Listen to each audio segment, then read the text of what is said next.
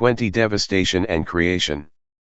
A student came to me once and said, "Oh, it was better to live in those ancient times than now."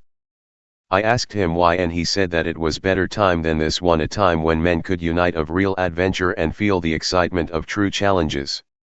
I had to laugh and tell him that were he truly living in those times, he would have so many adventures and challenges that he would have neither the time nor the desire to write. He would be too busy trying to survive. Arkal, Arjavian scholar. "You all right?" said a voice from deep within a well. Jodah turned toward the voice. It was watery and distant, but it was present. He felt himself moving toward it. "You all right?" said the voice again, cleared this time. He recognized it but wasn't quite sure from where. "You all right?" said the voice a third time, and Jodah knew the voice. It had once said, in the same tone, "You want the rest of your ham?" "Fine, Shannon," said Jodah, opening his eyes, "I'm fine."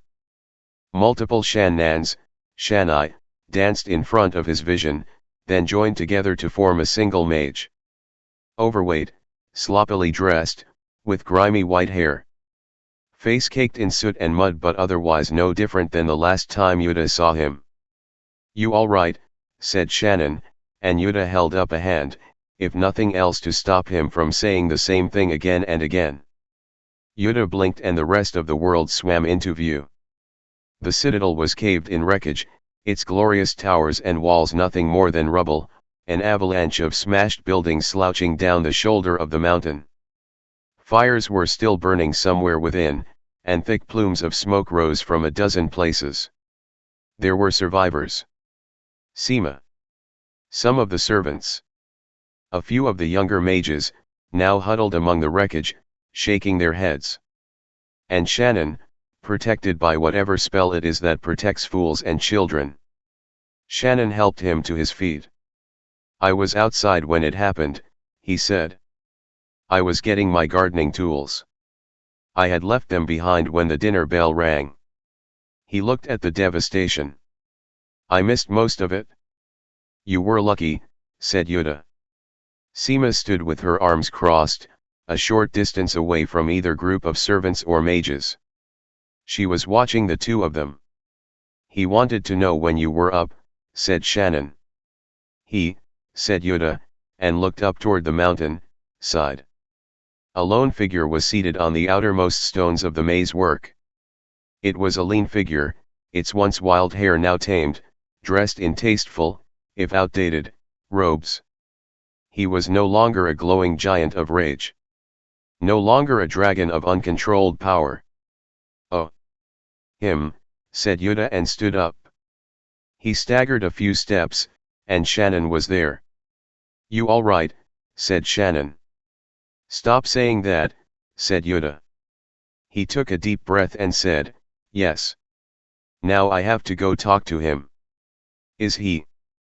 said Shannon. "Is he what?" said Jodah. "The other mages were talking," said Shannon. "Is he him? You know him? You see any of the other mages going over to him?" asked Jodah. Shannon said nothing. Jodah added, "Then you should assume he probably is." With that Jodah started again toward the lone figure. His legs functioned better after the first 15 feet, and about halfway there he remembered to check to see if he still had the mirror. It was tucked neatly inside his vest, near his heart. He had not remembered putting it there. The lone, lanky figure rose as Jodah approached. "Friend Ith," said Jodah. "I prefer Lord, normally," said Ith with a weary smile, "but I will accept friend from you, Jodah. I want to thank you for bringing me back." Jodah shrugged, and said, "You thanked me once already." Ith bowed and said, "Then I must do so again. For saving my body. For saving my mind. For saving my soul." Jodah shook his head. "I reacted more than I acted. I didn't make my choice until it was almost too late." "But you were there," said Ith. "And you did choose." "Your rag man brought me," said Jodah levelly. Ith nodded. I instructed him, in a moment of lucidity, to find someone to save me. He found you. Do you wonder why? Because I was of Jarsil's bloodline?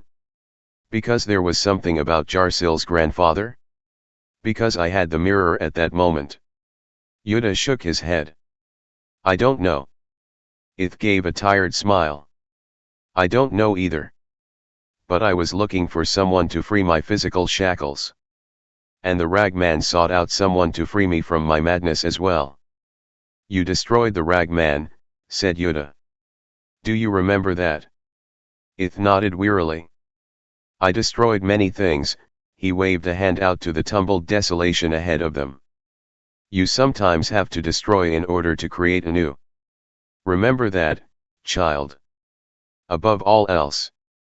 Jodah said nothing. Ith let out a sigh. This place was a place of power, a weak spot in the fabric between the worlds. I thought I could master the forces that haunted it. In the end, they almost mastered me. In my vanity, I did not see Mersel's treachery until he had slammed the cage door behind me. I think the darkness of this place got to him, as it almost got to me. A different way, perhaps, but still it got to him. What are you going to do now? Said Jodah. I am going elsewhere, said Ith. Go into hiding. The local towns would never tolerate another conclave here, and the church knows where we are now. And besides, and he sighed deeply, this world is dying. It's much colder and darker and emptier, and it will get worse before it gets better. Do you want to come with me? Me, said Jodah, surprised. I could use an assistant, an apprentice, said Ith. My last one came to a bad end. The position is open. Jodah thought for a moment, then shook his head. Why not? Said Ith. He did not seem upset by Yodah's decision. I have been stumbling from one position to another, said Jodah, choosing his words carefully. I need to learn how to master my skills, and to find what makes them work. I need a little more structure, said Ith, a slight smile on his lips. Order. Perhaps, said Jodah. You're going to the City of Shadows, then, said Ith, and looked past him at Seema. Perhaps, said Jodah. Ith took a long hard look at the young man. Then he nodded and allowed himself a laugh. I don't know who it will be harder on, he said. You or them. He held up a hand when Jodah began to protest. I think you will be a powerful scholar among them. I think that's the right choice. If you want to go, then I want to tell you the secret of using the safe havens. They stood there for 10 minutes as Ith carefully detailed how one operated the transporting caves. He made Jodah repeat the secret phrases 3 times, and pointed out that it was important to hold the phrases in the top of one's mind, not to speak the words. At last he said, You won't reconsider. Jodah shook his head but said, Where will you go? Away, said Ith, somewhere that I can gather my power, and my sanity. Some place where I can finish my protective maze, and hide at its center. I want to write down what I discovered in the darkness. Write my memoirs. He laughed and added, perhaps even write a history or two, to confound those who follow. Jodah nodded toward the huddled mages far away across the shattered maze work. What about them? Ith's face turned stony for a moment. They followed another path of magic. A path laid out by my student. I allowed them to live. But they are no longer my concern. Jodah was quiet, and then said, So you will travel alone. Ith brightened slightly. I never travel alone. I have my ragman. You destroyed, started Jodah. A ragman, said Ith. Sometimes it is necessary to destroy in order to create anew. He waved his hand and a figure rose from where it had been sitting on the far side of the wall. It was dressed in tatters and rags, but it was shorter than the tagged man that Jodah had known. It had broad shoulders, and muscles beneath the tattered finery. It carried itself with a sense of power that made it seem much larger than it was. The face was covered, but Jodah did not have to guess who was beneath the tags. "Farewell, friend Jodah," said it, turning toward the mountains. "May you find what you seek." "And you as well, friend Ith," said Jodah to the ancient mage's back. He walked back to the others. Seema met him halfway. Shannon was still with the other mages, talking in low tones. "What was that all about?" she asked. "He made me an offer," said Jodah. "I turned him down." Seema looked at Jodah, and for the first time Jodah felt she was looking at him with new eyes. "What are you going to do?" asked Seema's shadows. "We," said Jodah, "should go to the city of shadows." Seema nodded. "I think I can get a small boat, and scavenge enough supplies for the two of us." Jodah shook his head. "I mean we. You, me, and the other mages. And the surviving servants. Anyone we can find." Seema blinked at Jodah. "Are you mad?" "LTH was mad," said Jodah, "at least for a while." "Do I look like Ith?" "We owe these people nothing," said Seema. "Ith said that as well," said Jodah. "I disagree. We owe them what we ourselves would hope to expect if we were in their position. We are all mages. And magic, for all the definitions we want to throw on it, is nothing more than a tool. We should use that tool to keep others from suffering as we have suffered." Seema said nothing, and Jodah added, "Besides, your city of shadows could benefit from their knowledge and experience." "We don't have enough supplies to reach the city with all of them," said Seema. "Or boats." "I can use magic to reach the city, now," said Jodah. "And I can take you there.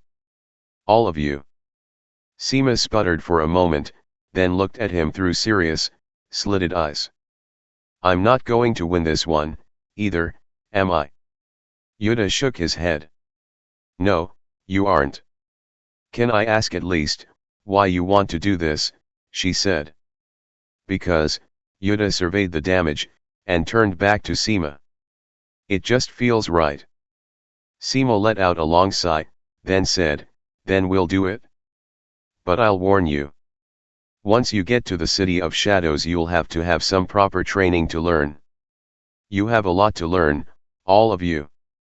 Jodah surveyed the wreck citadel and inhaled the cold air that swirled through the ashes.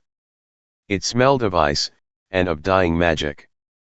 "So do you," he said, smiling grimly. "So do all of you."